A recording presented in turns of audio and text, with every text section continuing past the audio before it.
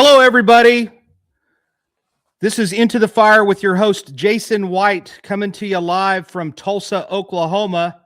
It's episode number 82, and our guest tonight is Lieutenant James Sliger, and he's from Beaumont, Texas. He's somebody that's a friend of mine that I've met at a couple of different conferences down in the great city of San Antonio at the Homicide Investigators of Texas Conference. Those of you that are listening, if you happen to be law enforcement and you happen to be in the death industry, we hope that you consider our conference down there in San Antonio. They have it every March, and it's really going to be a good conference this year. So that's going to be law enforcement only, though. This Friday, February the 6th, is going to be my event. Good evening, Phyllis. And by the way, Phyllis, thank you. I've heard Amanda, who is behind the curtain up there in Nova Scotia, Canada, tells me that you did a super sticker. Congratulations, Phyllis, and thank you very much, because that definitely helps us. And I've never had one of those before, so thank you very much. A super sticker. She's donated to the show and to the cause, and thank you so much. I appreciate that. Maybe I didn't even know what a super sticker was until Amanda said something about it, but I like it, and thank you very much. It's very kind. So hello, everybody. Teresa's in the house. Kathleen, I love Kathleen being here. Amanda from Georgia, she's here. And just really, I got to scan up and see who all is around. I love seeing all the Travis from Muskogee down there. Travis, you're gonna have to. Is it Muskogee County or are you Muskogee PD? I can't remember. But basically, I just see a lot of the friendly, normal people in the room, and I appreciate it. Awesome. I'm excited about tonight. I didn't go to work today. I was like, screw it. I'm not going to work. It's too freaking cold. And I'm not on call now. I actually caught a case. So I'm completely free to hang out with you guys tonight. Muskogee PD. All right. I don't know why I was thinking Muskogee County, but good to have you here, Travis. I really do appreciate it. I hope you're learning something. And tonight's going to be a really interesting case with this guy. Mitch is somebody that I was impressed with. When I spoke to him down there, he started telling me about this particular case that happened in Beaumont, where it was a missing person case that happened to be profiled on Cold Justice. And it's Kimberly Langwell that came up missing back in 1999. And so July the 9th of 1999, to be specific. And when he started telling me about this case, I was like, we need to have this guy speak. We have to do this. And fortunately for us, hey, Carrie, welcome. I'm glad you're here, and I'm glad I'm your favorite detective. I really, it means a lot. But when I was talking to him, I happened to say, man, we've got to have you speak. This case has got everything that I want to hear, and it's a really interesting case. And I think that their tenacity on their department shines through. And it's really going to be a really great episode tonight. Last week, my gosh, the fingerprint guru from Massachusetts. What a great, with Brian, what a great episode that was.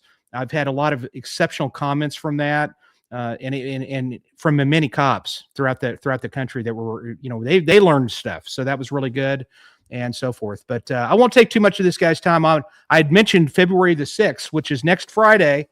We had to change our date. I'd mentioned this, where I was speaking, and I'm speaking on behalf of the Tulsa Police Department Museum. We sold out 200 tickets. I kind of was glad that it got postponed, and the reason why is because it was just miserable. The weather sucked basically, and it's too cold. And I think this Friday, if I'm not mistaken, the temperatures should be in the 50s or the 60s, and so that's quite the contrast.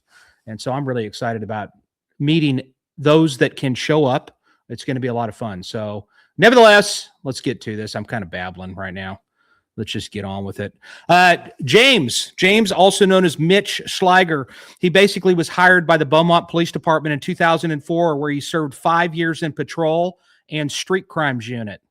Me too, James. I did exactly the same thing. He promoted to sergeant and served 3 years in criminal investigations, which was the crimes against persons section, burglary, and night detective, and then 3 years in patrol. Then he was promoted to lieutenant in 2016, where he served 6 years plus as as patrol watch commander and is currently the unit commander of crimes against persons. And he's been that since March of 2023.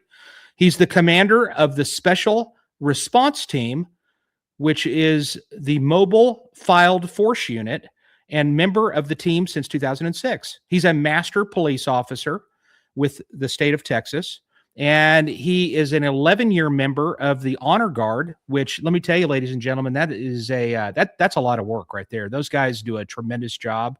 And he's also a TCOL, and I've heard of that. It's basically an instructor certified in the state of Texas, and he teaches eyewitness identification and criminal investigations at the Law Enforcement Training Police Academy. And he teaches LESS, which is Law Enforcement Street Survival, which is jujitsu for law enforcement. Okay. I'll keep him in mind if I need a bodyguard this year coming up in San Antonio.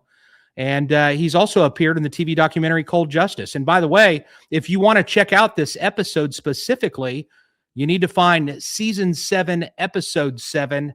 And it's regarding this case, the Kimberly Langwell case, and it goes into it. I started watching it, actually, and unfortunately, they didn't have the full episode for me to watch. They just had a clip, but I'm sure that you can find it somewhere. Let's go ahead and bring James, also known as Mitch. I'm going to interchange it. I know I'm going to do it. This is his first podcast, by the way, so welcome.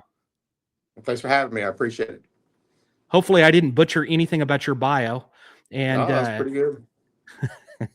When I first met him, we were at I kind of hung out with them. We were at a dueling pianos bar. I don't know if you remember this or not, but we were at this dueling pianos bar, and I think you or one of your crew bought me a drink, and we stayed there probably way too late, to be honest with you. Yeah, Howl at the Moon in San Antonio. That's the name of it. That's right. Howl at the Moon. That's exactly right. So tell me, how did you end up getting involved and interested in law enforcement to begin with? Well, kind of the basic story, nothing too exciting. Born in Dallas, Texas.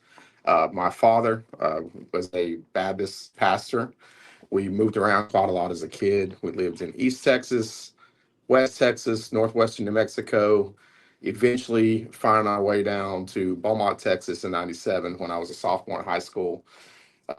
Not only was my dad a pastor, he was obviously a Marine in the Marine Corps, so just very patriotic, service-oriented, instilled those values in me. I like a lot of cops that become cops, and it was either military or law enforcement for me. He pushed me to go to Lamar University, get my education, and I was always aimed at police work. And Beaumont, Texas was pretty much my hometown. It's the longest I ever lived anywhere, being traveling around as a preacher's kid. And first option, put in for Dallas, a few other places, and Beaumont hired me, and that's kind of the end of the story. It's where I stayed, where I went to high school and college at, and where I've raised my family since 97, and that's where I'm at. I'm a cop. What now, in reference to Beaumont, what kind of a population are we talking about here, and what's the size of your police department? Beaumont, Texas is located about 90 miles east of Houston on I-10, Interstate 10. It's in southeast Texas, not too far from the coast. So we get a lot of hurricanes, a lot of balmy weather. Population is about 115,000 residents, give or take, in each census.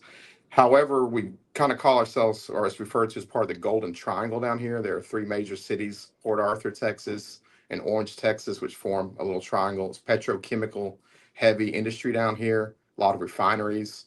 So we're kind of the hub of everything. So although we're 115,000 residents, we swell during the day. A lot of small towns outside of us to commute for the petrochemical business. The hospitals are here. And so the population does swell. We have about 260 sworn officers. And that's our agency down here in Beaumont. Yeah, when I think of Beaumont, when you told me you were from Beaumont, immediately what popped into my brain was Urban Cowboy. Yeah. because you guys have all those refineries and stuff like that, and I don't know if that was where that movie was supposed to be portrayed at. No, that was I think closer up to the Dallas area, if I'm correct, but I haven't watched the movie in a while. But yes, petrochemical oil. We have a Boomtown Museum, Spindletop Museum down here from the Spindletop boom that kind of got the city going. So that's what I think is the major life of the community down here is petrochemical. Nice. So, in your journey on the police department, did you have a specific job that was your dream job on the police department that you were really aiming to get to? Well, no, I mean, I think like everybody else, I watch cops and I want to be a street cop, you know. And of course, then once you get into the department, your goals change a little bit. And street crimes, that's what I wanted to do, you know, the guys with the gangs and the drugs and driving the unmarked cars. So that presented an opportunity early in my career, like at 4 years in, and I was honored to be selected then. And but then very quickly I realized that I wanted to promote. And as I started promoting, uh, I got more and more opportunities, and that's really the first time I started thinking about criminal investigations. And once I got a taste of criminal investigations, I always wanted to make it back here. Love patrol, but I knew that I'd get an opportunity to come back. And in 22, I was able to, and 23, take over the persons unit, and I've loved it ever since. All right. So, in your persons unit, do you guys basically just handle like robberies, homicides, sex crimes, whatever comes through the door? You guys kind of that type of a detective, or are you more of a dedicated, specific homicide or No, crime? no, You yeah, know, they catch them all. The investigators and the sergeants that work underneath me, everything except for sexual assault. Sexual assault is handled by special crimes. Is a different division. I'm not division, a different unit in the criminal investigations Mhm. division. Crimes against persons, they handle everything as minor as telephone harassment to murder, to capital murder. So anything that is against a person aside from sexual assault and not against it, and where the juvenile isn't a victim or where the juvenile didn't commit the crime, we handle it. So special crimes would handle any assaults committed by a juvenile, any assaults that occur to a juvenile. But if you're 17 and above here in Texas, you're considered an adult. You either assaulted or harassed or killed or committed those crimes or robbed someone uh, or shoot at someone, stab someone. That's going to be crimes against persons. Also, in my unit, as the unit commander, we have another separate or uh, I guess you would say specialty, which is our family violence unit. So, family violence unit is all dating violence and family violence is handled by those detectives. Anything non-family violence, not domestic violence, is crimes against persons proper. Is how we see it. Nice. So, Yeah. and you've been on the department a total of how many years now? I was hired in August of 2004. So it'll be 22 in August, so 21 years and about 5 months, I believe. That's where I'm at. Nice. All right. Nice. Any other job that you kind of have on in your brain, if you even mind sharing? You may not want to say it, but is there a Well, job out there that's on the police department that you're like, man, that is what I want to do one day? where I'm at right now is where I always wanted to be. If I could have an option of being the unit commander of crimes against persons after getting a taste of it as a sergeant, I would always hoping the opportunity would present itself. You know, it's a prestigious position to be in, and usually lieutenants Yeah. that hold this position hold it for a very long time. So even though I always hoped that I would get an opportunity, I knew that it may be later in my career or when it might present itself. Uh, could be never, but that's what I always look for. Now, I do hope to maybe take an opportunity to promote to captain at some point, but that's obviously a competitive test, and I have other lieutenants that want the same thing I do. So if I went Yeah. no further in crimes against persons, I think I've done what I want to, but I believe I have many years left. So opportunity for advancement, I would take it.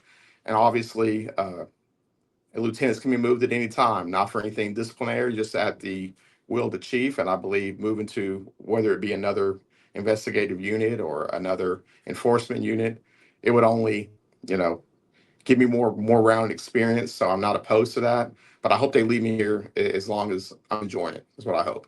So I can Yeah. say here. Well, yeah, Or they can move you because of disciplinary reasons into some they can. terrible spot. I hope that's not the reason though. Yeah, No, yeah. when I met him in the bar, his whole group, man, they're wearing like cowboy hats and stuff, and I was like, oh, that's cool. They look like they're Texas lawmen, so it's cool. Well, So that was just kind of a gig that night. The sergeant that was long standing in this unit. It was my first time at the conference. He said you have to wear a cowboy hat when we go to San Antonio, and we all resisted that. We don't wear cowboy hats down here, but he did, Sergeant Tamayo.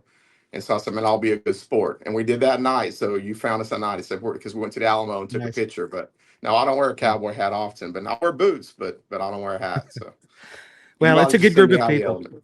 Yeah. Yeah, it was a good group of people. We had a good time, and this will be the third year in a row that I've seen you at this conference. It'll be fun. Yes. I'm really excited about it, and I hopefully your presentation is all ready to roll and so forth. So let's start off with how this case ended up starting, and when did you first kind of? I mean, it happened in '99. This is before you were a Yes. cop. So how did this end up getting on your radar or your unit's radar at that point? Well, 1999, just from my perspective, I'll talk a little bit about that first. I Yeah. was a senior in high school at Westbrook High School here in Beaumont. And it just, I remember as a kid, the immediate attention that happened in Beaumont because initially the story, as we get into it, is that Kimberly Langwell was possibly abducted from a West End of Beaumont shopping center, basically in broad daylight, in the early evening hours on a Friday night in the summer, and no one knew where she was. So, of course, I just remember my parents talking about it. It was on the news. There were talk about it at school because Kimberly's daughter Tiffany went to Westbrook. I didn't know her at the time. I think she was a year younger than me. Didn't meet Tiffany till I started this investigation or become involved in 2023. But just it was the talk of the town. It was not a robbery homicide. It wasn't a uh, drive-by shooting or something like that. It just seemed like this woman had been abducted from a pretty safe area of town where everyone goes to shop at the grocery store, goes to the Eckerd Pharmacy, and so it got a lot of attention as a teenager, is what I remember. Also, kind of big on that is billboards started going up across the city. The main one was on a street called 11th Street. I had a job at a Holiday Inn that I worked at from my sophomore year in high school all the way to my sophomore year in college. And in '99, a missing poster billboard of Kimmy Langwell went up, and I would drive by it for years. So I saw Kim's face every day. So I just knew it as a kind of infamous case that was never solved in Beaumont before I became a cop. When I got hired and I was in the FTO program in early 2005, discussed this with one of my FTOs and my field training officers. And I just said what I knew about the case, as a civilian. I mentioned, yeah, that lady, Kimberly Langwell, that was abducted. And it was the first time I heard a different story. And the cop with me, he said, oh, no, she wasn't abducted. Her boyfriend killed her. We all believe that. He's a record driver. And so that was the first I heard of it. And then I started hearing more of maybe the things that weren't released to the public, the theories that were out there. And that just kind of grew throughout the years. And so that's my initial, I think I answered that. Was there something else you asked about the case? Well, I might well, have I don't. rambled. I don't. No, you didn't ramble. Okay. Basically, you're just talking about how you ended up getting introduced to this case to begin with. I mean, was there something? Hey, what were some of the theories that were kind of floating around that weren't privy to the public at the time? Just kind of some of the rumors and stuff. Yeah, so obviously the public believed it was an abduction. As you see in the missing persons flyer you keep putting up there, if you even read in the flyer, it says she was last seen at the Colonnade Shopping Center. Well, that's false. There's no evidence of that at all that she was seen at the Colonnade Shopping Center. When I promoted to sergeant in 2010, still on patrol. Of course, I was put on patrol as a brand new junior sergeant. The chief at the time had identified what he believed was a problem, that a lot of sergeants had no criminal investigative experience. And he wanted a little bit more rounded experience with his sergeants. So he wanted to do a rotational movement to where two sergeants from patrol would come to CID who had never had experience as an investigator for a year and then return to patrol. And as you can imagine, he asked for volunteers, and you're a cop, the salty sergeant patrol, no one volunteered. So the two most junior ones, we got to go. So my first stop was as a rotation in crimes against persons, working with Sergeant Jesus Tamayo, who had been in the unit for many years. And there was another investigator here named Detective Cindy Ball, who had basically adopted the Langwell case on her own. And she gave me more of the info on the case. She had picked it up around 2008 when the case had gone cold. Uh, she had a real passion for trying to find out what happened to Kim.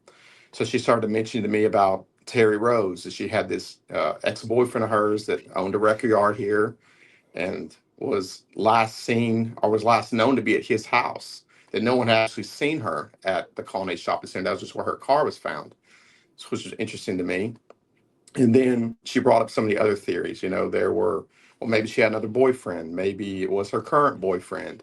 And she said investigators had gone down a lot of different paths. And that was the most I really heard of it because I didn't work the case with her. This was just, coffee pot conversations or me visiting with her in her Mhm. office. And she retired shortly after that. And I believe once after the ball retired, Cindy retired around 2011. No one touched the case again until I came back up here in 23. So it just really piqued my interest. I just thought, man, that is a notorious case. And even though I went back to patrol or moved on to burglary, it it was just interesting to me. And I was always wondering if we could ever look at this thing again and find out what happened to Kim. So you basically walked up there and just grabbed the case and started looking through it. Well, shortly, sort of. So in March of 23, I got word that I was transferring to crimes against persons. I had originally moved up to CID as the property crimes lieutenant in late 22. I think it was October or November of 22. There was a unit commander here already who was nearing retirement. He had made plans he was going to retire in the next 2 to 3 years. And so I thought, well, maybe there's a possibility that if I do a good job in crimes against property, that I'll get that shot in 2 or 3 years. Well, the current unit commander in persons found a job near where he was born and raised up in East Texas, and he couldn't pass it up. So he retired earlier than anybody expected him to in March of 23, and gave me a great recommendation. The chief took a chance on me. So in late March of 23, I went to my first HIT conference, and that's where I met Kelly Siegler from Cold Justice. And we get there, she's one of the vendors. Everyone's taking pictures with her. And I'm embarrassed to say I had no idea who Kelly Siegler was. I didn't watch the Oxygen Channel. I didn't watch Cold Justice.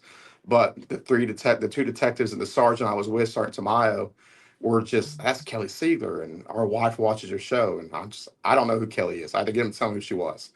And they told me about her background as a prosecutor. Of course, I Google her. And there was one section of a conference for anyone that goes to a conference. It was pretty boring. So I made my way out, took a little coffee break, and it was just myself and Miss Siegler standing out there. And she approached me and introduced herself. And, I told her who I was and happy to meet her. Didn't know who she was, but I'd heard a lot of good things about her. And she just asked a simple question. She said, "Do you have any cold cases in Beaumont, Texas?" And of course, we, like every other agency, I said, well, we have plenty of cold cases in Beaumont, Texas, and haven't looked at any of them yet. I just took over this week. But the Mhm. one case that I always have been interested in is the disappearance of Kimberly Langwell. I just told her the basic synopsis I told you. Uh, Kelly, being from Harris County, said she remembered the case. She remembered the headlines making their way to Houston back in '99. And she remembered seeing, some of the stuff during the anniversaries of her disappearance. The family would do memorials, Crime Stoppers tips. So I went back into the class, and after class, she found me and she had Googled the case, and she handed me her card and she said, "I want to do this with you. I want to work this with you. See what your department says." And brought it back to my chief, Chief Jimmy Singletary. Just great guys, retired now. We have a new chief that took over in 24, into 24. But James Singletary was just very innovative. He was always uh, let's do this. Let's try something new. He liked PR, and it took all about 5 seconds of me convincing, "Hey, Cold Justice wants us to do this," and he said, "Let's do it." And then that's how we reopened the case. And for the first time, me and these few detectives got to read every bit of the case that we didn't know anything about. We just heard of through a base rumor mill and Yeah. legend at the department. Yeah. I'll tell you what, those of you that don't know the show that we're talking about, Cold Justice, I tell people this all the time. When they're brand spanking new detectives that come into the unit, I'm like, your homework assignment is to go home and watch Cold Justice. Because Cold Justice, in reference to cold cases, and this is just my philosophy, and I've been working homicides coming up on 17 years, but it's the roadmap on how to attack a cold case. I mean, it's really just it's not, we're not building a rocket. It's basically going out and re-interviewing people that were involved in this case from back in the day. And people, relationships change uh, all the time, and then and sometimes people think that thing might have been already solved. They moved on with their lives, and but things change. And I'm a super fan. And to tell you the truth, James, if I've told she already knows if she showed up I told Steve Spagnola, who is on that show a lot. I've told Steve this before. I'm like, if she ends up showing up over here in San Antonio, she might need a protective order against me because I am a super fan of hers as well. So she's just I I'm a really super fan now for sure. oh, I I am, definitely man, am. for sure. So let me ask you something before, you guys, she gets with you, your chief gives you approval to do this, which is great. A lot of departments, I don't know about how many, but I know that there are those departments that are a little bit, they're not really willing to let people look at the cases. I don't know why that is. I don't know if they're worried that they're going to see that the case was terrible, that the work product wasn't very good, etc. But what was that like for you when they came to town? I mean, how does that work? Tell me the process, because I haven't even heard that from Steve, how that Okay. really works, as Well, how that yeah. happens. Yeah, I'd love to do that and give a plug for them because I'm saying the same thing you are. Anyone that calls me now about a recommendation or referral for cold justice, I can't thank them enough for helping us get started. So we had the same, hindrances a little bit. Luckily, we had a chief that could overcome those because he's a chief. We'll do what he says. But I think a lot of legal advisors, it is worrisome about releasing documents to the public because you set a standard that if I release it to one person, that they release it to all, sort of thing. And I can see how that can happen. But cold justice, the way she pitched it to us and the way she pitched it to everyone at the HIT conference is, she's like, let me do what y'all don't have time to do.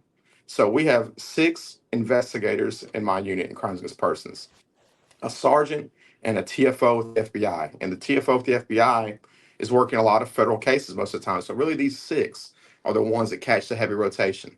So that's every harassment, shooting, stabbing, and then in the family violence unit, every thing that happens with domestic violence or family violence related to the same thing. And we don't have a dedicated cold case squad. We don't have just most departments don't. You don't have the resources. You can't do it. Cold Justice pitched that let us do that for you. If you give us a case, we're going to return to you with a product of an organized case, which Jason, you probably know better than me. That's the biggest part to get started because you're checking out a box that's 24 years ago in records. That's most of it's typewriter written statements. Where's the evidence at? It's all thrown into a jumbled order, and you're trying to make heads or tails of anything. Once they get these documents, the Oxygen Channel and her team, that is their job. They are getting a TV show out of it. She's not lying about that. I will get a TV show out of it, but you will Mhm. get a great benefit. When they showed up in November of 23 to start the case, we had a very violent summer here, so we hadn't even really looked much more at it but a cursory glance. They showed up with a witness grid. They showed up with a synopsis. Everything was organized. And for the first time, we got to sit down with Kelly before the show started filming and digest his case in a more understandable way that had been, you know, through legend or just word of mouth. Some of those things weren't true. But now we could see the facts what they were, what the investigators actually did in 99, what they found in 99, and what they dispelled in 99. And they had a written out schedule for us. Day one, we're going to interview these people, and we know where they are. We found where they are. We know exactly where they are. They've used their resources through databases or whatever, Yeah. that we're going to go to them and we're going, and what we need to ask them, we all, not just them, we agreed with, they consult the investigators. These questions need to be asked. These things need to be asked. These people need to be investigated, and we need to hone in on what we think happened here. And that right there takes such the heavy lifting off an department that's busy. And whether you have 1 or 2 people in CID or you have 100 people in CID, you're still busy with your caseload. And unless you have a dedicated cold case unit, which I know most police departments in the United States don't, uh, cold justice will do that for you. Plus, they will also, if you need to travel, they pay for the travel. We use their vehicles. So it was like having an army of people assisting you on this case for a dedicated week or two. And they prepared all of it before they show up to you. So we still got to investigate as a department, but it's such a head start. And I can't say nothing but great things about the Cold Justice show and Kelly Siegler and those Yeah, detectives that came and helped us. I'll add one thing to that as well. They pay for all the lab testing too. Oh, yes. All Yeah, of for that, sure. and that is an extraordinary expense. You could be spending over $10,000 on a DNA test if you could. So they take care of all of that, which is great. So that's good. For those that are listening, and believe me, I take Steve Spagnola gave me a stack of cards like this, and he's like, "Hey man, pass these out everywhere you go," because he knows I teach, and so I've been handing those out in different states and so forth. So that's good that I was interested in how that works. So how long really did they have the case before they reached out to you and they were ready to start production of this? So, I said we met in March of at the HIT conference. I'm sorry, I got to plug in this. I'm about to. Yeah, this is interesting stuff, ladies and gentlemen. We're getting a little inside look about Cold Justice, and that's kind of cool as to how their production works. And I'm sure it's, for the most part, it's the real deal. I mean, they're not doing a bunch of. It's just. Okay, I'm sorry about it. No, you're Yeah, good. I'm glad you caught that. So March of 23 is when we made the initial agreement, and we were filming by November, the week before Thanksgiving of 23. So that is 8 months, I believe, 8 months at the most that we were ready to go. We communicated with them through the summer. They were missing something, and they needed, hey, we need another document. You see here, I'd go find the archives. Or I sent Detective Heather Wilson, who was a primary in the case, to find it, and we communicated with them. We had a liaison that was in touch with us. The production team came and met with us a few months early to scout out where they're going to film, what they need. But they send down the supplies, they send down their own furniture, their own whiteboards, they ship it all to the department, and we just give them a space to work in, and they tell us what's good for our schedule, and they'll show up, and that's how it starts. So I want to give props to the detectives that were with you. Who were some of the others that were with you as far as this select group of people that have been, that are on this case now?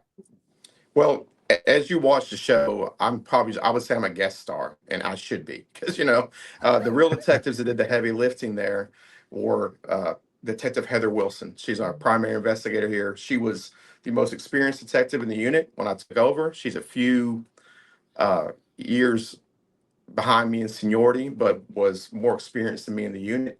And then Sergeant Jesus Tamayo. Sergeant Tamayo had been in crimes against persons at that point, I believe, 21 years, and was kind of a local legend around here. Tamayo uh, he started as a grade 1 investigator. He promoted to sergeant. They moved him to our crime scene unit. And then shortly after that, he came back to crimes against persons. And I consider him a mentor. I got to work with him when I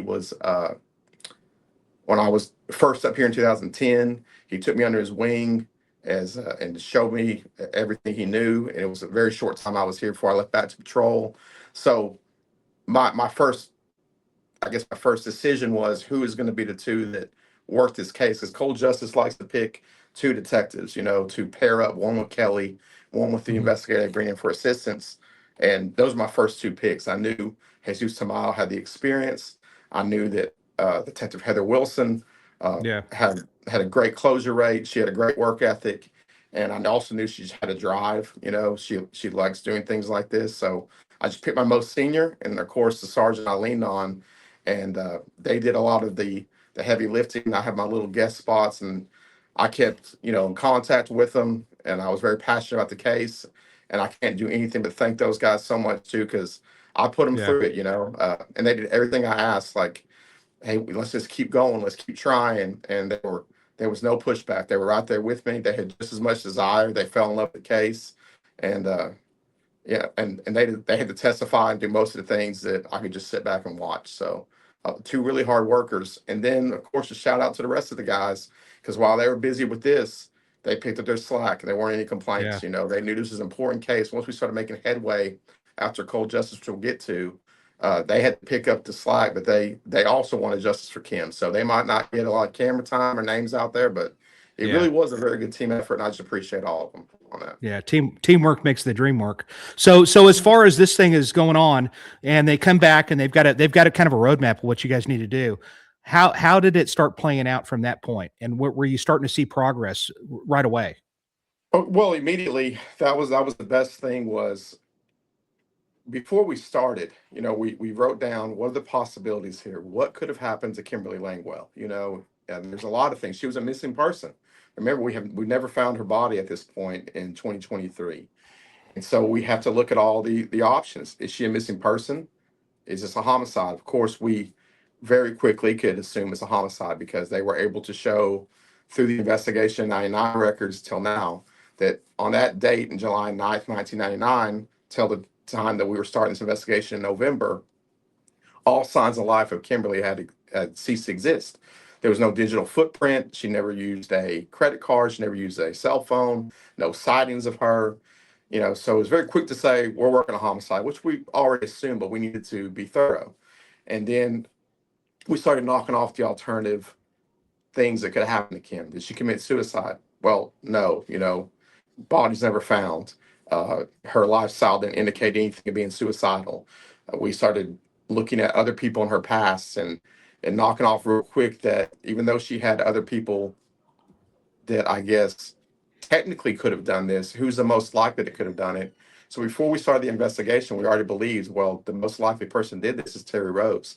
And then we just need to confirm that, not have a confirmation bias. We still had to investigate very thoroughly because you don't just want to hone in on one person wrong. So we started with the witnesses that knew her closest, the witnesses that saw her that day, the people in her life that she talked to, her family, and all these other possible suspects that had come up through Crime Stoppers tips or just strange occurrences in the past. And once we started slowly, methodically talking to everyone again personally, not just through reading a statement from 99, but hearing from them right now in real time in 23, their stories hadn't changed.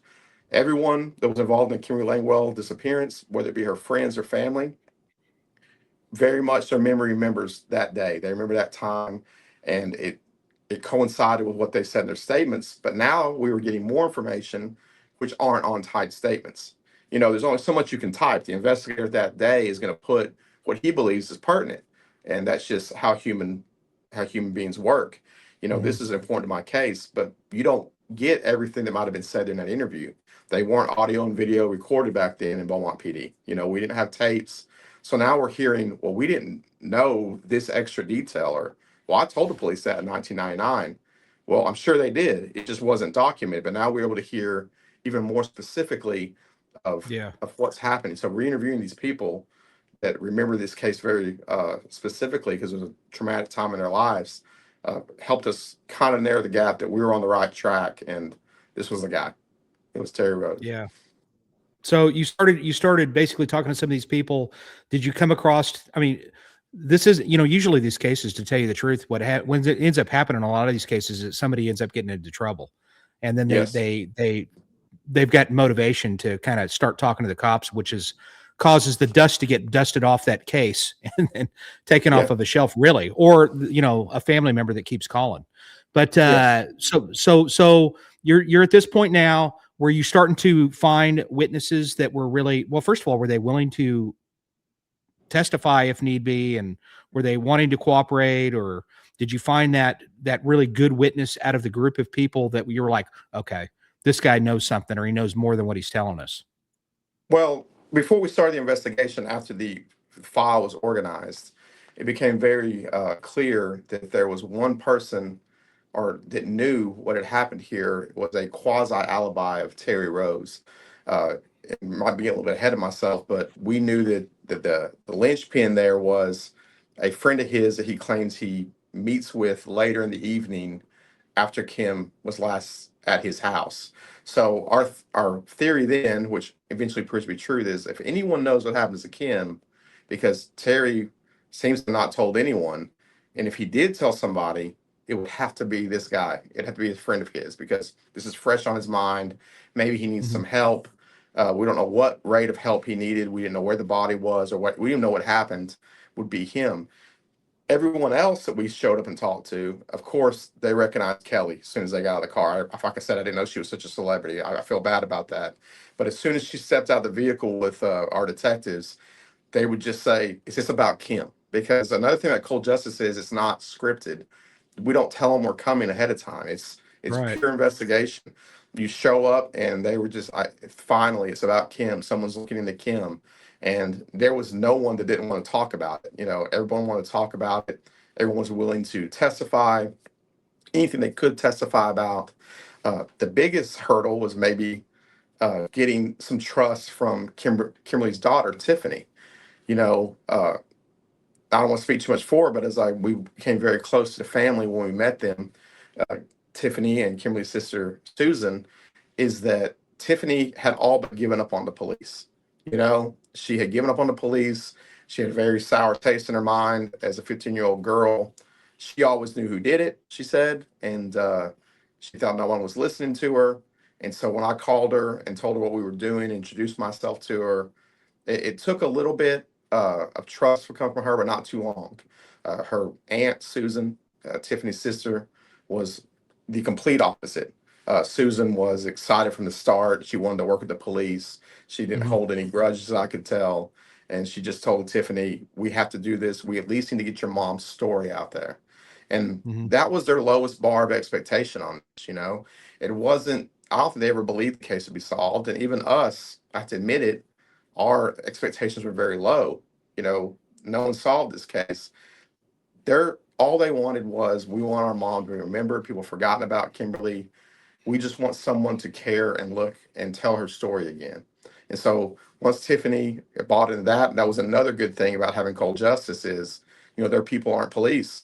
It's a new group of people, and go talk to them, and it kind of helps if there is any kind of uh, sourness in their mind about how the investigation happened years ago. Yeah, I don't mean to jump around here, but the one question that just came to my mind that I don't want to pass over. What was their how long had the suspect in this case and the missing girl, how long had they had a relationship for? And how did he call the police and say, "Hey, I don't know where she's at. She's missing." Or is it one of those deals where the family is the one that ended up calling? And it's kind of a compound question. And what was did he like never call the cops? You know what I Well, yeah, mean? It's like, hey, they had a yes. relationship, but yet this guy never even asked again about, hey, what are you guys doing? Nothing, you know? So it's a lot to kind of digest. Really, Terry and Kim had a relationship prior to July of 1999. They'd had, and I may be speaking incorrectly here, but at least about a year-long relationship that had pretty much ended in the early months of 1999. They had lived together at Terry's house with Tiffany, and Terry's children would also visit from a previous marriage. Well, the relationship soured. There were arguments between the two of them.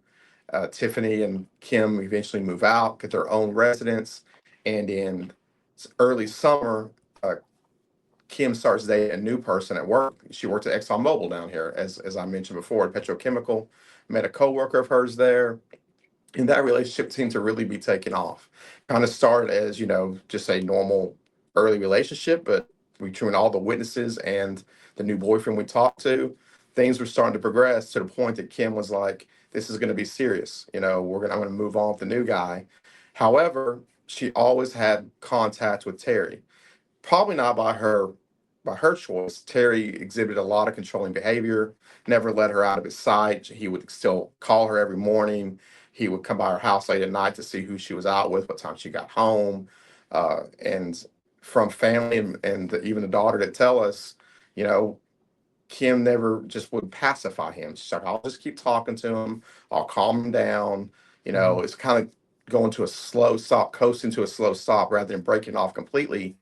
And that may have ultimately been what led to this tragic situation. Is she might not have seen this coming, but Terry was escalating in his jealousy, and he was losing Kim. He could tell there was a new relationship, there was a new guy. Even though they were physically separated, the relationship had ended. Maybe he always thought, I'll get her back. I still have my control over her. But it seemed that she was very seriously moving on in a new direction with a new boyfriend, and was going to break the ties with him. So Yeah. yeah. So on July 9th, 1999, she had plans with her new boyfriend, a man named Ken Weatherford, to have dinner with him that night. They were going to meet at her house at 6:30 and go out to dinner with Ken and Tiffany, her daughter. When she gets off work about 5:10, she clocks out. She calls her daughter on her cell phone at 5:13, tells her, hey, we're going to dinner. Ken will be at the house at 6:30. I have to run by Terry's first for something, and then I'll be right back. Well, come 6:30, Ken's over, mom's not back. Tiffany does not tell the new boyfriend he's at the ex-boyfriend's house, but she knows. Tiffany knows where mother's at. About 7 o'clock, After they've been calling Kim's cell phone, both Ken and Tiffany, the cell phone's not, it's dead, it's turned off, which they said is 100% not like her. She lives on that phone, she always answers. They start to page her. And it was very clear to Tiffany that her mother never did not return a page to her. They were very close. It was just her and her mom. There were no other siblings. You know, they were together.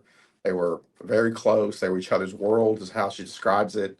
Mom never did not page me back. She even sent the 911 page. It was just a code for them to call me back. No Mhm. call. So it's about 7 o'clock. She calls Terry Rose at his house. Whereas my mom, I know she was coming over there.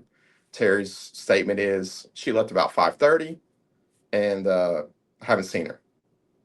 And so he even self-admittedly admits the last person to have seen her alive is him. You know, so very quickly there's a concern there. Um, Obviously, Kim never comes home. Ken stays with Tiffany. He eventually has a friend of hers come over to stay the night with her, and he begins to look for Kimberly. He did not know that she had gone to Terry's, and I think obviously we can understand how a teenage girl wouldn't want to put that out there to the new boyfriend.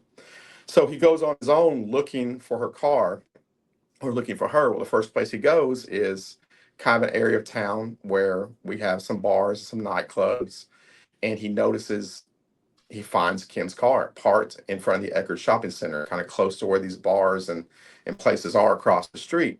He knows it's her car. It's distinctive wheels. He pulls in and looks at it. He finds it about 11 o'clock that night, and he heads Mhm. home to his house in Vidor, Texas, which is just about 15 miles outside of Beaumont. As you can see, this becomes suspicious behavior on Ken. You can see how things are being mixed up. But when you talk to Ken, with his explanation, it makes a lot of sense.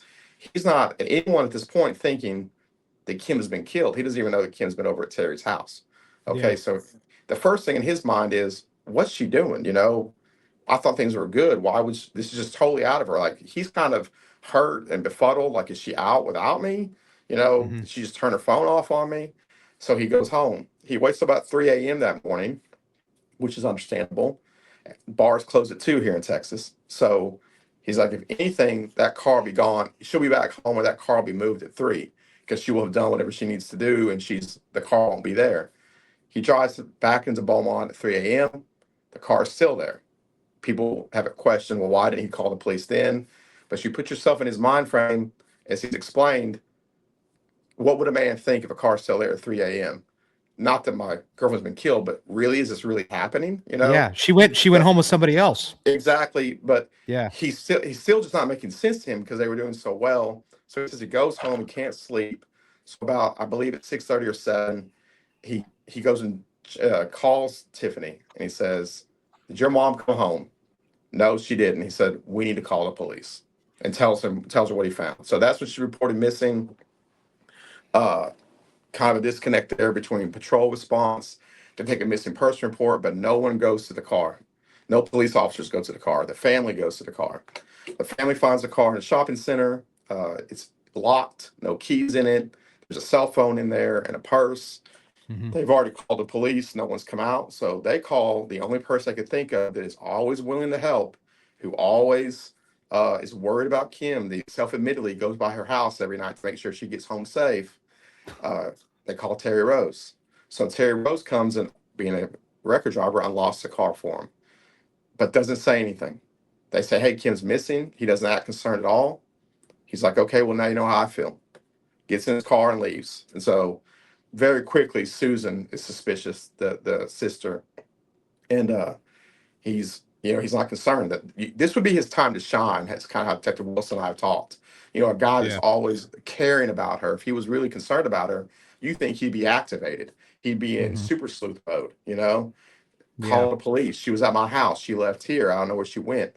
He just doesn't care. So the car sits there for several more hours until later that night, when I be like 8 or 9 p.m. The family comes back to the car. They find a Beaumont March unit. They flag him down, and they're expressing their concerns about, "Hey, my sister and my mom haven't come back." This officer doesn't know what they're talking about. You know, he doesn't know that Yeah. there's a missing person, but he knows enough that this is above my pay grade. And let me call out detectives. So detectives don't really get involved till in the late night hours of July 10th.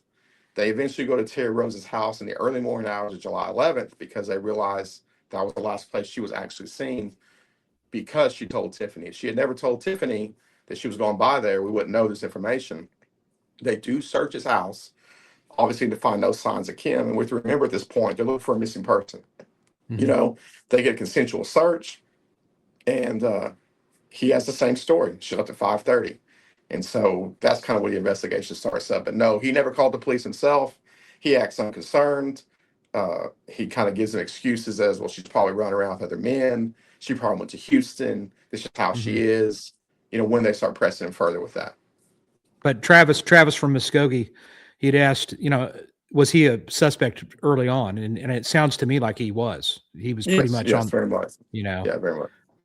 Yeah. So from there, you guys are jumping all over this case. You're running on it, and then what is kind of some of the information that you're starting to hear from the witnesses that's really moving the ball forward? So in 23, just to jump, kind of move the story forward, as we're interviewing the witnesses, it becomes clear that not only did she tell Tiffany, she told several friends that day at lunch that, hey, I have to go by the loser's house. She had lunch with a bunch of girlfriends at work that day. Uh, I need to go by there.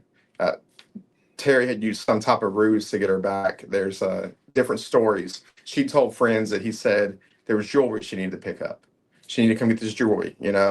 And so she doesn't really understand that there's an issue here. She's going to go pick up the jewelry and then probably head back and have her dinner with Ken. Probably not mention Ken. Probably not mention anything about that unless it comes up. And then we start hearing from closer friends and family that there was a history of worse stalker behavior than we really knew of, or that wasn't recorded as in detail in a written statement. She had confided in girlfriends of hers that he had strangled her at one point just a few weeks beforehand, when they had a situation like this, or weeks or maybe a month or two beforehand. And she stayed away Yeah. from him since. They had an argument at his house. She thought she was going to die. So her friends that day are begging her, don't go to Terry's house. She's like, no, he hasn't done anything in a while. He's fine. I'll go by there real quick. So they've all, for 24 years now, have suspected that's who else could it be, but Hmm. Terry Rose. And but I just think the officers back then, they get on it 2 hours late. And then when you find out where we found her and how intricately hidden she was, you know, I'm telling you right now, Jason, if I went to a missing persons call and I walk into, I don't know how the house looked back then. It's kind of, we don't have that detail.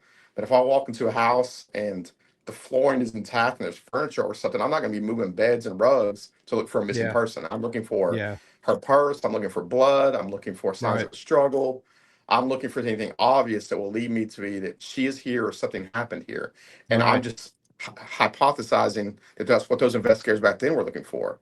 But he's had now at this point from 5 p.m. Friday night to about 1 or 3 a.m. Sunday morning to make this, which we believe he did in that time period, hidden underneath the floor in his house in the concrete slab. So he's had some time, and he owns a record yard. He's a record driver. He had access to tools. It's a quiet, secluded place. So there's always noise come from that area. Terry's never talked to us about this. That he won't tell us what happened during those hours. But so we're left with a lot of questions. But I believe they just weren't any signs she was there. And so they started looking elsewhere, and where could she have gone? Where could she be Yeah. hidden? Is there anyone else that could have done this? But of course, he was always on the radar as this is our prime suspect, but they're also doing the due Sure. diligence of, but what else could have happened, like we did too.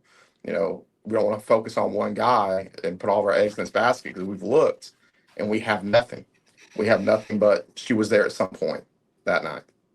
So you guys are running around in black Suburbans because that's what Cold Yes. Justice does. The Oh word yeah. on the streets is that Cold Justice is in town, that they're looking into this case. There's no doubt in my mind that there was phone calls made, and he hears Oh yeah. about it at some point in time. So what was his demeanor like when you guys ran into him? So the Terry Rose has never, what we'd say, lawyered up throughout the entire investigation. 99, he's always come in and spoken to police officers. Whether it was in 99, he came in a few days later after the 11th and gave a formal statement. He was re-interviewed again in 2001. And then, of course, when we went to talk to him in 23, though, it was the first suspicious behavior we saw. And it's on the show. If you watch it, when the detectives are trying to knock on his door, our surveillance units notice that he is leaving out a back gate, trying to drive off in a pickup and get out of Dodge, basically, like you said, because I think he knows they're investigating the case. However, as you'll see Hang on on a the minute. show, if you watch it, Hang on a minute, they will. James. Amanda, don't ever put that message up on this screen again. She's like, everybody needs a lawyer. No, we don't like No, that. no, no, no. If you're no, man, we're the good guys here. Yeah. So Yeah. there's nothing to hide here. We're not gonna do you wrong if you didn't do anything wrong. Mm-mm. Yeah. All right. Proceed on. So they were able to hem him up. Detective Wilson was, and he willingly starts to talk, and he plays a cool customer. You know, they start talking about Kim, and it's just hard to remember your lies you told in 9901. The basic story is the same, but he has changed. He's changed what he's told investigators. His original statements to investigators was that Kim came by to help him hang some boards in his house. So, and if you talk to Tiffany, she said that's the most absurd thing in the world. My mom doesn't hang anything. She pays people to do that, or she gets people to do that. She's a girly girl. You know what I mean? Yeah. But Kim had told her friends, Terry told me to come get jewelry. Well, he actually states that to us in 23. Yeah, she was coming by to get some jewelry, you know, and but he plays the whole thing. I've never hit a woman. I would never hit a woman. Anyone that ever hits a woman's a pussy. You know, they press him real hard. But then they Yeah. ask him, like, well, where do you think she is? Which I thought was a great question from Detective Wilson, because I don't know about you, but if my wife and girlfriend had gone missing, I would have a very in-depth theory, and I'm innocent, of where I think she is. If you ask me that question, I would be ready to talk. I think she was killed. I think something, this guy did it. I think that guy did it. His statements from 99 up until 23 have always been like, I don't know. I think she just got tired of being a mom and wanted to go live her life.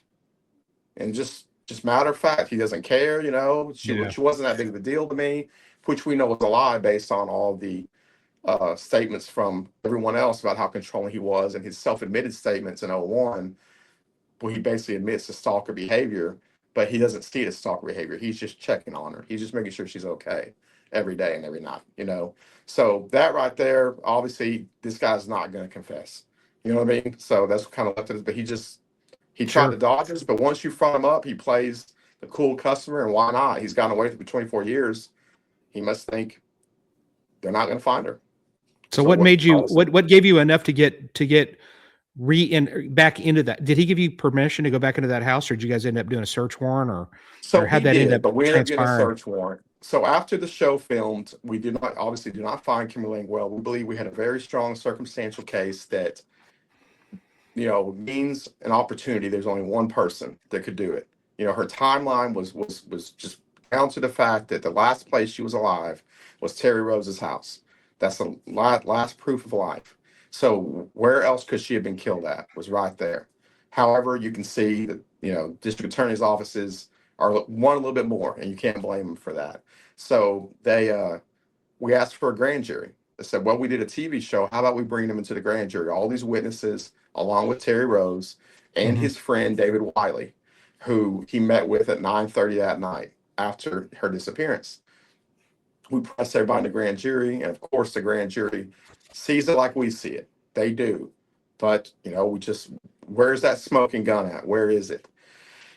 David Wiley is interviewing the grand jury, and he doubles down on, no, he never talked about Kim. I don't know anything about Kim, and we kind of fizzle out. We're a little bit disappointed.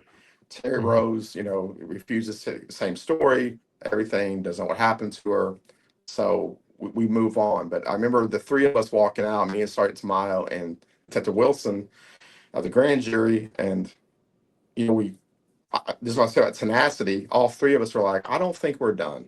You know, we believed then that Terry Rose is never going to confess to this. He's never going to. Mm-hmm. But that guy that he was with was sure nervous. You know what I mean? So why don't we put all of our attention on him? Because, you know, only one person can truly keep a secret. Two Yeah. people can't. You know what I mean? And Brilliant. was push it Brilliant. on him. And it didn't take much. We called him back into the grand jury, and he said, I need to call an attorney. That was just a strange reaction, right?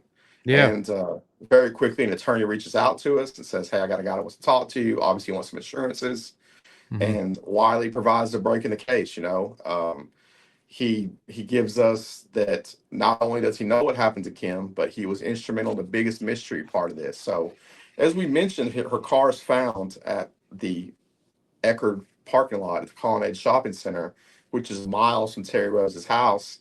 So we're all wondering how that could have happened. The biggest theory we've had is that he moved it with the wrecker, right? He had to move the wrecker. He's a record driver. However, this is a busy shopping center. It's daylight hours still.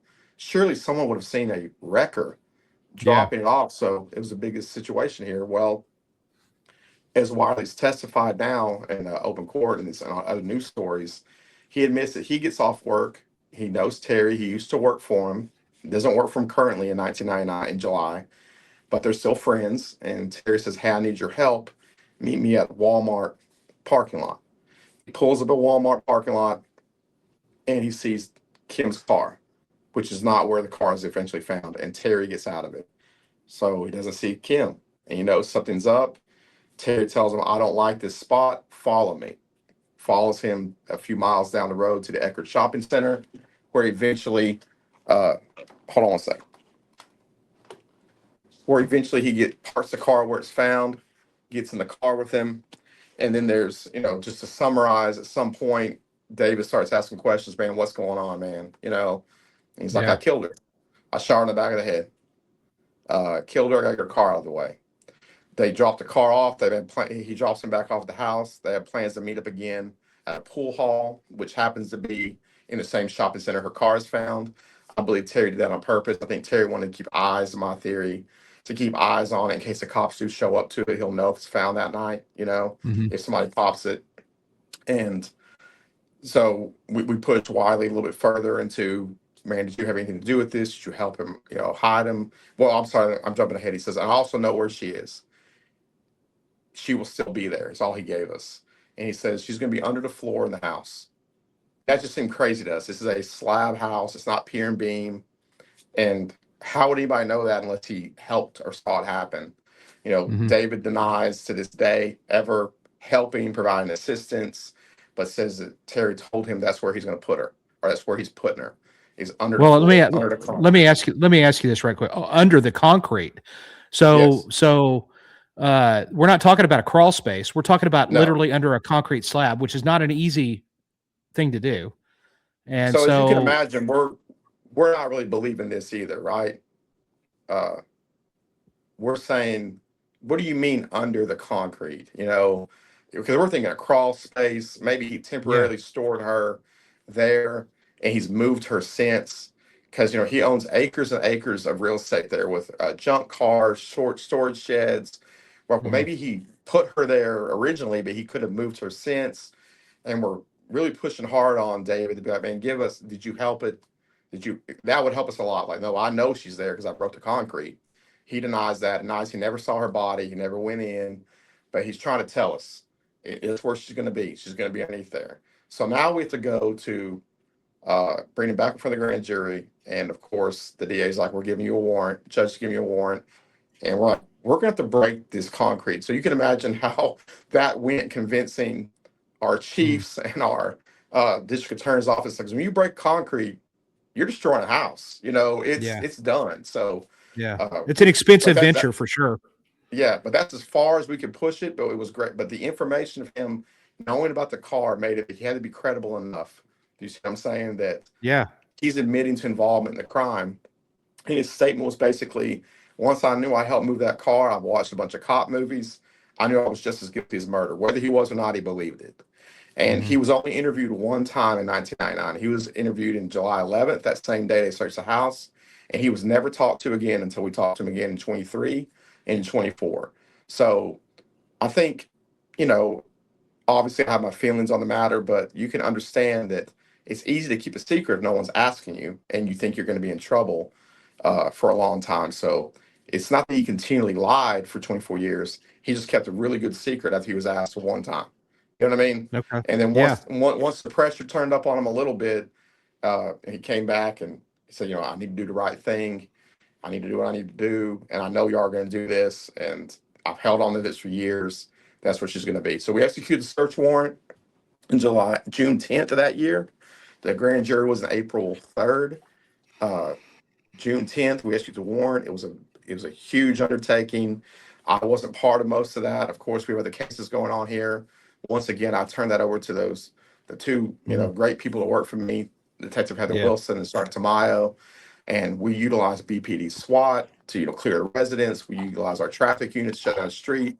But we had a warrant not just for the house, but for the entire property, because we were still concerned without getting real good information that it was really underneath the concrete, that maybe it was just something Terry told him, but she's been Mhm. moved since. Could she be somewhere else? Could she be buried in a hole out in the yard somewhere underneath a wrecked car?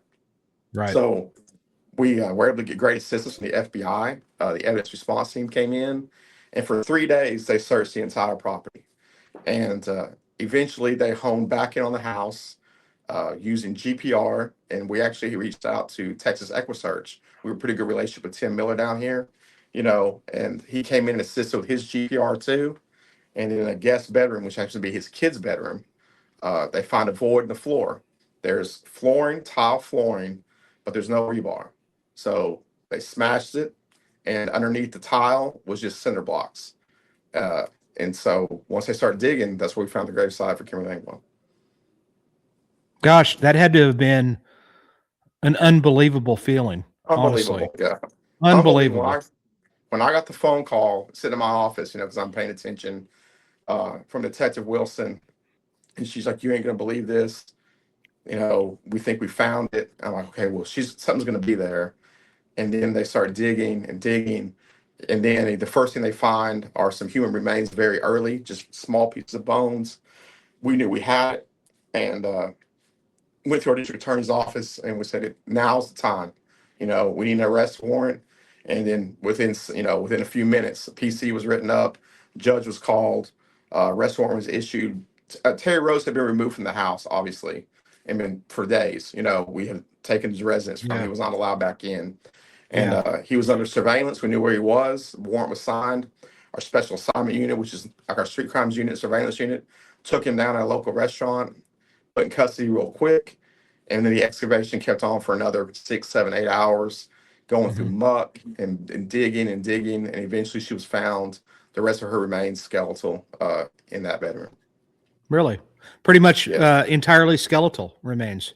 Was there any, Entirely was it, well, I mean, skeletal. it's, yeah, I'm sure there was like a lot of adipose here and stuff like that, that white stuff in the soil. Maybe, maybe not. I don't know. Not I mean, it's really, different. Really? it was strange.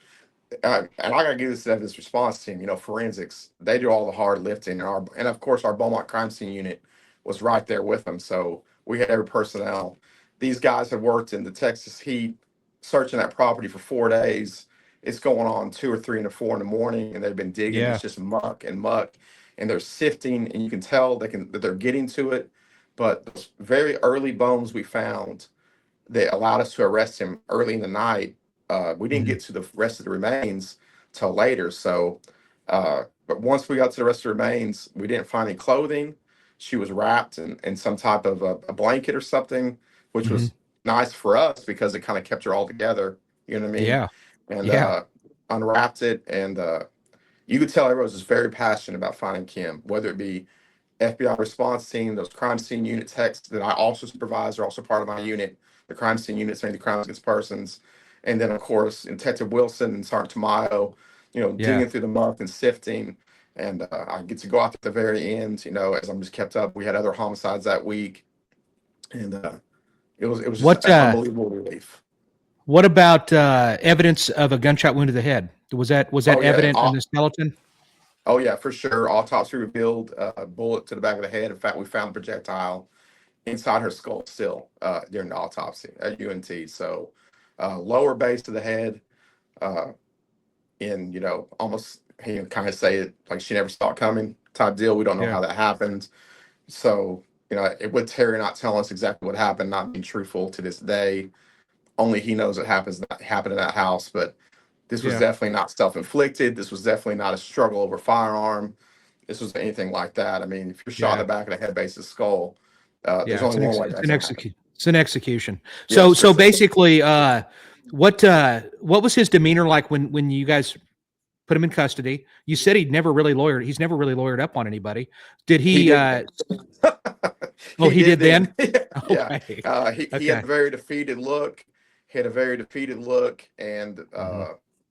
basically all he told Detective Wilson and Sergeant Tamayo was, I watched it from the interview room, was, guess y'all found what y'all were looking for. And that was it. You Okay. know? And Yeah. yeah.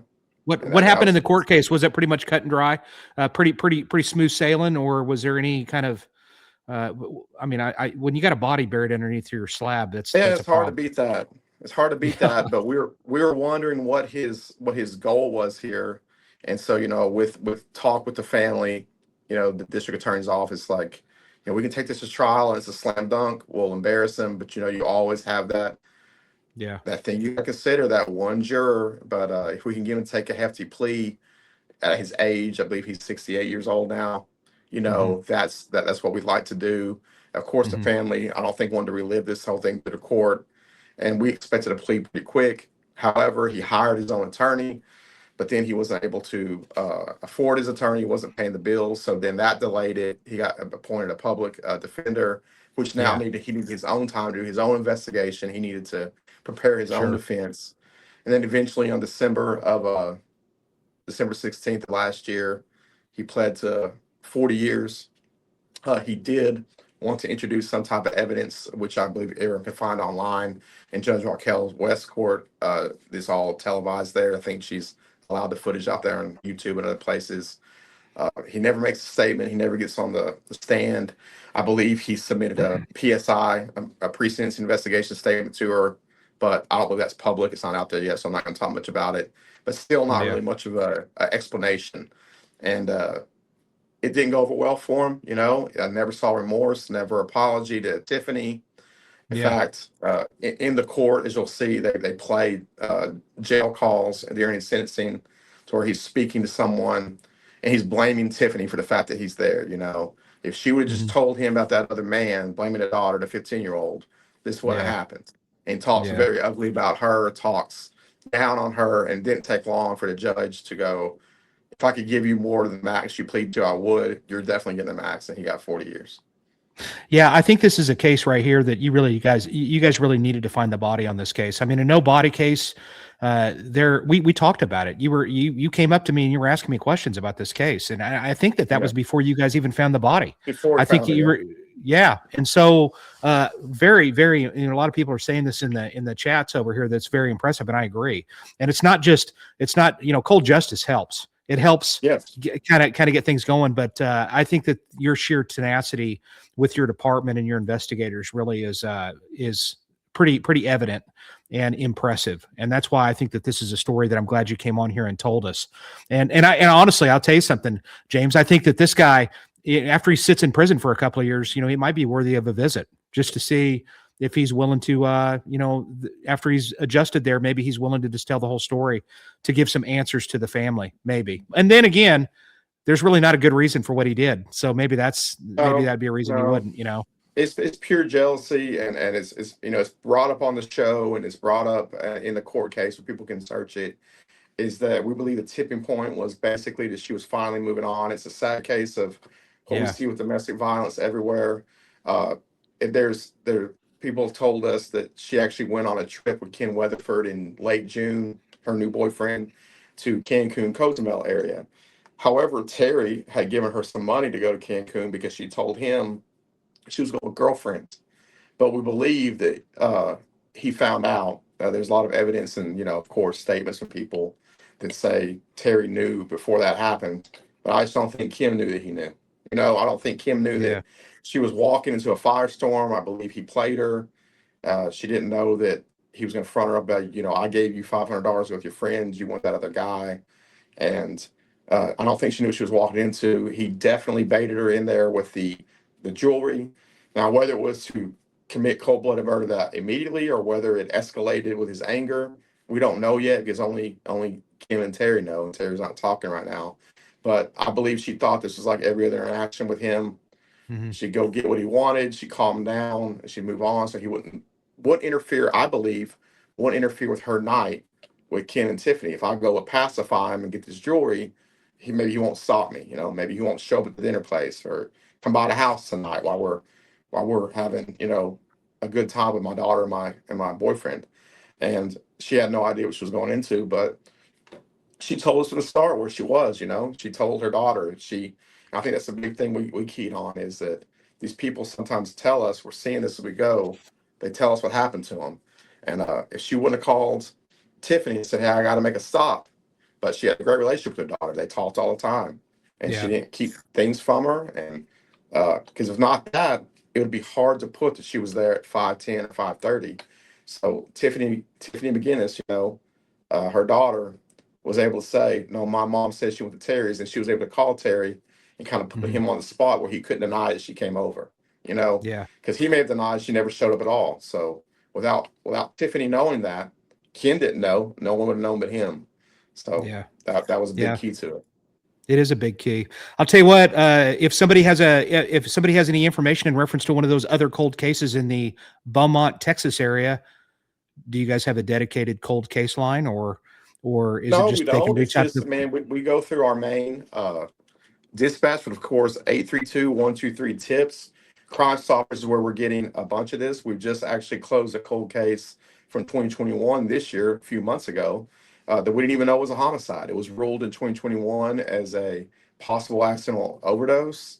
And we got a tip that led us to a suspect that admitted to killing this woman and gotten away with it. And we started rolling with that. It was just a random Crime Stoppers tip. We found the Mhm. history of the guy, turned out he's a serial rapist and had just been committing more rapes recently that we put him in jail for. And two new investigators I have here just were tenacious at that guy with no evidence, Nice. and they got a confession, and now he's booked for murder. So, and that comes from somebody saying something, And Yeah. it's sad that we don't have a dedicated squad. What I try to do with my team here is when we get something like this and we have time to look at it, we don't waste our downtime. And Yeah. this is a homicide investigator, you have to pay attention to the fresh ones first because you don't want them cold. So the problem is there's not a lot of free time for us. But solving the Langwell case, and the year before that, we solved another notorious 1991 case, the murder of Mary Catherine Edwards through genetic genealogy. So Mhm. having these two happen has kind of spread things going to where the guys Yeah. in my unit, I each give them a case as I come across them, either on my Mhm. own or from, like you said, Crime Stoppers tips, family member, and we work them as hard as we can when we have the time to have them. And the 21 case, and then actually made an arrest this year, early in January, on a 2013 homicide. Same thing. Someone finally said something, and we were able to corroborate the Mhm. work and re-interview everybody from the start and made an arrest on that case. So since the Langwell case, made two other arrests in them, but we do what we can. I'm looking Yeah. for other ideas. In fact, I've seen just great things happening all over the country. People are thinking outside the box. I'll give a little Yeah. shout out to the University of Texas Arlington and Yeah. Texas Arlington PD. They partner together, and they're allowing a senior level criminal justice case to look at their cold cases and basically do what cold justice did for us. These students in this class are organizing their files, creating a timeline. And there's an article out there that I read. I actually talked to the lieutenant over there, Blake Ritchie, who was a part of this program. They solved the notorious 1991 cold case based on this lead they got from college students that had the time, and they were able to make the case through DNA. And that was one that was on their books for a long time, and it's just a huge Yeah. win. So I'm always looking for new ideas. We're Yeah. thinking outside the box here, and Right on. yeah, I love it, man. I love it, and I'll tell you right now, your department, you got some good people there because evidently, I mean, you just don't get people that are willing to talk to the cops unless you're treating people right and you're being professional and you're doing your job. So there's a yeah, lot I'm to be very proud said of the guys. with They respect to do all that. the hard work. They make me look good. You know what I mean? I Yeah. appreciate the hard work, teamwork. You know that I've seen your show. Is I think some of these departments and maybe some of the problems we see with these cold cases is some detectives have worked in silos.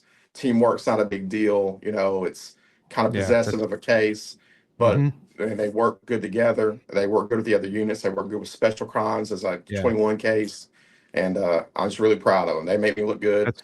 I'm the one out here talking, but I may just sit and do payroll at my desk, and I have Yeah. ideas. They're the ones out there making the plays. So I appreciate it. Thank you. Thank you. Thank you, James, for sharing this story. I appreciate you being on. Thank you, Teresa and Amanda and all those other people that are sitting there going, great job to us. Really. And thank you to us. Really, thank you to you for being here. And I appreciate you all being here, from Georgia to Karen to everybody that's chimed in here and joined us for the evening. It means the world. The show is not a show without you guys joining us, and it would be no fun. I got to say thanks again to Phyllis for you know what? I've been doing this show for 2 years, and I haven't made a single cent. So thank you for doing that. That's very nice of you, and I will dedicate that to something that to make this show a little better, honestly. So I do appreciate it, and thank you so much. Great story tonight, James. I look forward to seeing you in San Antonio. March. And yeah, we're presenting the case, and we'll build more details and photos for law enforcement.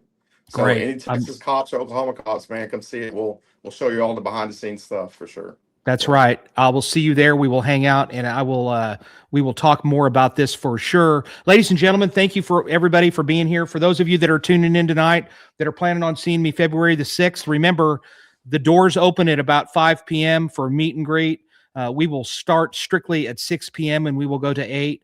You will be dazzled. You will be just blown away and educated too. You're gonna be smarter than you were when you walked in the door. I can promise you that. Also, I wanted to give a little bit of a shout out. If you're up in the Owasso, Oklahoma area, then check out Fulfilled Coffee Labs. It's in Owasso, and my nephew runs that place. He owns it. He's running it. Good coffee. I just got some of it, and I told him I'd give him a shout out. And I don't know if you like Cajun spice or not, James, but have you ever heard of Tony Satchery's, that Cajun spice? Heck yeah. Well, I live in Beaumont, Texas. We live on Tony Satchery's down here. Yeah. Well, yeah. Guess what? Doug Satchery, the grandson of Tony, has been in here watching you all night. So go get yourself some Tony Satchery's. Get you some, because it makes everything taste better. I got plenty in the cupboard right now. So good. We'll probably make some gumbo this week. It's gonna get really cold in Beaumont, Texas, like 40 degrees. Yeah. Is the best cold to get nice. down here. So. Yeah, Doug's made me some Cajun gumbo for the first time I'd ever had it in my life, and it was epic. So, ladies and gentlemen, yeah, there he is right there. Thanks a lot for being here, Doug. I appreciate you, buddy. Ladies and gentlemen, next week, like I said, I'm going to be on stage. Remember to follow me on Instagram. No, go ahead and throw that up there. Remember to follow me on Instagram. You can click a picture of that QR code, and you can follow me there. You can also follow me on TikTok. Man, I don't know if you've got TikTok or not, James, but let me tell you something. It's a whole nother group of people, but it's fun. Yeah. So you like and subscribe this channel. Listen, I look at I look at the algorithm. I look at all the stuff, whatever I'm supposed to, the stuff, the data. And it says that about 70 or 80% of the people that watch this show do not hit subscribe. Just hit subscribe. It's very easy, and it's free, and it basically alerts you to when I have these episodes. And I won't keep him any longer. Don't click off just yet, James. And I will probably do a pre-record next week. I've got the guy I was supposed to have on here is he's still going to be on here, but a prosecutor from Boise, Idaho. So we're going to talk about stuff from Boise. He's also an author of a book, and I'll probably do a pre-record for those of you that can't see me on stage, but catch us next week, Friday. And until then, take us out, Amanda.